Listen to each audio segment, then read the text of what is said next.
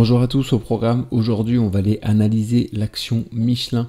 Michelin qui a fait une belle performance, on le voit il y a quelques jours, qui a cassé une belle résistance.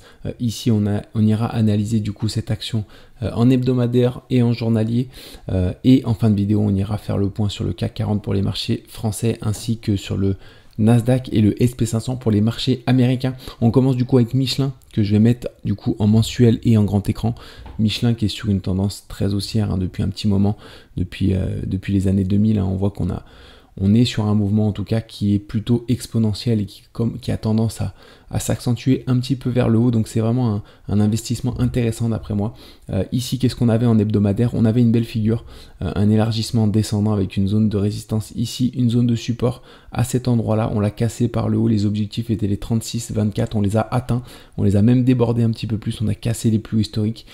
Depuis, on est en train de faire une correction. C'est cette correction qu'on va aller analyser parce que forcément, une fois qu'on atteint des objectifs, on a deux scénarios. On a la correction beaucoup plus profonde avant un nouveau départ et on a le scénario également du départ, de seulement la petite pause pour repartir directement à la hausse. Donc on va voir qu'on est susceptible d'être dans ce second scénario de nouveau départ directement à la hausse, malgré le fait que j'ai encore quelques doutes sur la figure. Je vais vous la montrer en daily, ce sera plus simple. Alors en daily, voilà, on est sur un élargissement descendant, ici avec une zone de résistance, ici une zone de support à cet endroit-là. Ce qui m'interpelle un petit peu, c'est que les rebonds au sein de la figure sont très faibles. On voit ici qu'on les latéralise, on n'a pas vraiment de rebond très fort ici vers le haut. On est plus dans une latéralisation avant de recasser par le bas. Et ici même, on va chercher la résistance quasiment latéralement. Donc on a des variations qui sont pas très propres en tout cas, qui sont pas très propres, ce qui met un petit peu en doute du coup cette figure. Est-ce que c'est une figure valide ou est-ce que c'en est pas une? Ce qui par contre va dans le sens de cette figure, c'est cette cassure de résistance qui a été très puissante ici, probablement suite à une publication de résultats, vu que c'est la période, on a eu beaucoup de volume, on a cassé franchement avec un gap en plus, donc ça donne un peu plus de crédibilité à cette figure. Les objectifs, si on est vraiment dans un bel élargissement descendant, les objectifs sont les 39,54 euros qui sont atteints, il me semble, 83% du temps. C'est encore une fois des statistiques à prendre avec des pincettes, tout simplement parce que la figure n'est pas hyper propre. Mais si en tout cas on est bien dans ce scénario là, on a de bonnes chances d'atteindre ces objectifs ici. Il faudra se méfier pendant l'ascension parce qu'on a des belles zones de résistance, notamment celle-ci au 36,86. On a une zone qui a joué le rôle de résistance ici à cet endroit là, le rôle de support à cet endroit là et cet endroit là, et on a également joué le rôle de résistance ici au 36,86. donc ici on est susceptible en arrivant sur cette zone d'avoir une légère correction avant potentiellement de repartir vers le haut si on est bel et bien sur un rebond, dans le scénario en tout cas d'un rebond immédiat. Donc il faudra suivre ça sur Michelin, en tout cas quelque chose d'intéressant ici avec cette belle cassure et ces volumes qui nous laissent peut-être présager du coup une jambe haussière à court terme ou en tout cas à moyen terme ici pour aller remplir ses objectifs. On va le suivre ça encore une fois, ce sont des objectifs à prendre avec des pincettes tout simplement parce que la figure ici n'est pas propre, mais voilà, il faut quand même, elle existe quand même, elle a quand même le don d'exister et encore une fois on a cette cassure du coup qui lui donne un peu plus de crédibilité. Voilà ce qu'on peut dire sur Michelin, on va suivre ça en tout cas ensemble, mais Michelin qui refait à l'ouverture en tout cas une nouvelle hausse, donc Michelin qui est sur une tendance plutôt haussière en ce moment, à voir comment on réagit au 36,86. Il y aura potentiellement des points d'achat intéressants si on vient faire une correction ici pour former potentiellement ici une autre figure chartiste, on verra ça ensemble, mais potentiellement Michelin qui peut repartir vers l'eau du coup à court terme ou à moyen terme. On va passer sur les indices, du coup les indices avec on va commencer par le SP500, le SP500 que je vais mettre en daily en grand écran.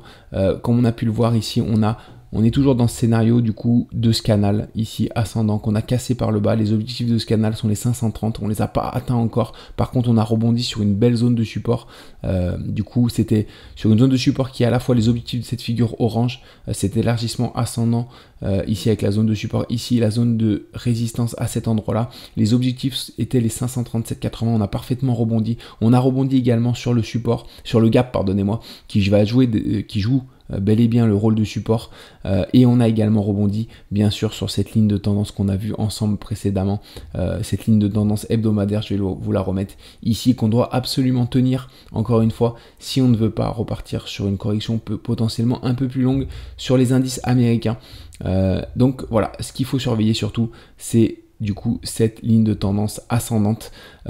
Ici on peut bien sûr aller chercher les objectifs de ce canal. Par contre, il faut absolument en journalier, en hebdomadaire, pardonnez-moi, qu'on clôture au-dessus de cette résistance. Donc voilà, ça peut amener, il faut qu'on ait beaucoup de volatilité, donc c'est pas un scénario que je privilégie, même si c'est les objectifs des canaux et que les canaux ont souvent des objectifs qui sont remplis assez souvent.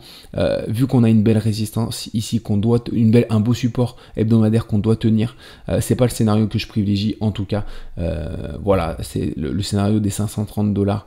Voilà, je privilégie plutôt le scénario tout de suite du rebond haussier pour repartir vers le haut. En tout cas, ici, on va avoir une zone de résistance. Comme vous le voyez, on a un gap à cet endroit-là. Donc, on est susceptible de venir buter ici également sur l'ancien support de l'élargissement orange. Du coup, on est susceptible de venir buter ici pour revenir s'appuyer sur la résistance, d'après moi, hebdomadaire qui jouera, elle, le rôle de support pour repartir vers le haut.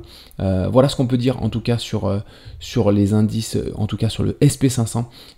Plutôt optimiste, même si là on arrive sur une zone de résistance sur laquelle on est susceptible de réagir légèrement à la baisse. On n'y est pas encore, en tout cas on va voir si on y arrive cette semaine du coup sur cette résistance et sur ce gap qu'il faudra du coup, qui va probablement jouer le rôle d'aimant et qu'on viendra probablement au moins combler partiellement. En tout cas c'est le cas dans 8 fois sur 10, donc c'est ce qu'il faut privilégier.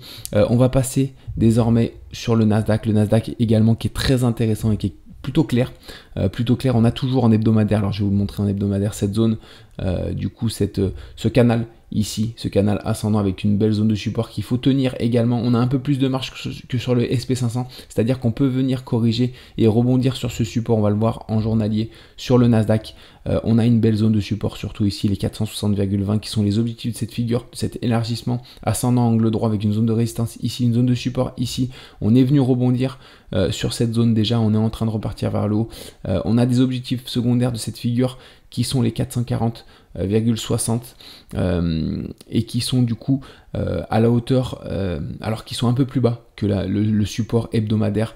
Donc on peut avoir un petit peu de volatilité pour aller chercher, mais il faudra rebondir rapidement en tout cas pour encore une fois clôturer au-dessus de ce support hebdomadaire qu'il faut absolument tenir.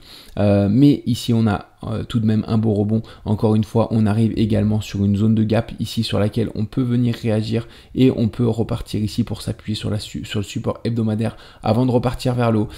Donc je m'attends également sur le Nasdaq, une fois qu'on arrivera à combler partiellement ce gap. On l'a déjà comblé partiellement ce gap. En tout cas, c'est un ancien gap qu'on a comblé totalement, sur lequel qui peut jouer le rôle de support. Mais alors, je vais l'effacer, ce sera plus clair. Plutôt la résistance, ce sera plutôt celle-là, hein. Ce sera ce nouveau gap ici qu'on a créé récemment. Alors je vais enlever les encadrés parce qu'il y en a beaucoup qui ne me servent plus. Voilà, alors ça, celui-là je vais le laisser. Mais on a une zone de résistance ici. Donc ce qu'il faut privilégier encore une fois, c'est comme les gaps sont comblés 80% du temps, on est susceptible d'au moins venir combler partiellement avant potentiellement de réagir, parce qu'ensuite ça joue le rôle de résistance ou de support quand ils sont vers le bas. Voilà, et ensuite on verra si on repart vers le haut, si on revient chercher cette zone de support hebdomadaire avant de repartir, ou alors si on franchit à la baisse cette zone de support hebdomadaire. C'est pas ce que je privilégie, encore une fois, le franchissement à la baisse du support hebdomadaire. Je suis assez haussier sur les marchés américains, donc je pense que au pire des cas on viendra se réappuyer sur cette zone là avant de repartir sur une jambe haussière sur les marchés américains. Voilà ce qu'on peut dire du coup sur les indices. On va passer à la map, à l'ouverture ce matin. La map du CAC 40 est globalement dans le vert, avec Renault qui gagne 2,29%, Michelin plus 1%, AXA quasiment plus 1%. Au niveau des contre-performances, on a Rémy Cointreau qui perd 2,27%, Pernod Ricard qui perd 2% également, Hermès qui perd 0,5%. On en a parlé récemment de Hermès, je suis entré en position sur Hermès, j'ai pu rapidement sécuriser ma position du coup, parce qu'on a eu un beau rebond technique la journée où il y a eu la publication de résultats, mais ici on est environ, du coup on est environ sur mon point d'entrée.